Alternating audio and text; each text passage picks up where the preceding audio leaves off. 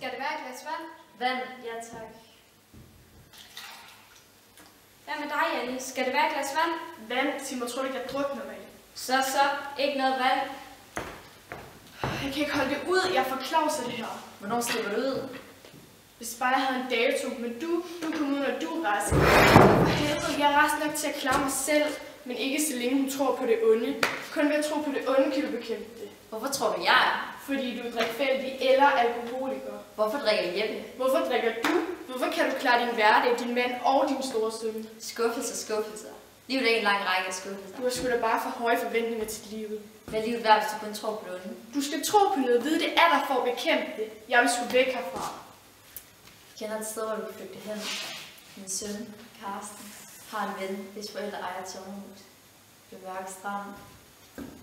Mørke Strand? Det er ikke sådan, vi kan fra. Hvordan vil du slippe ud? Jeg skal fat i Maries nøgler. Kan du få hende din anfald, så kalder jeg på hende, og så tager jeg hendes nøgler. Jeg vil ikke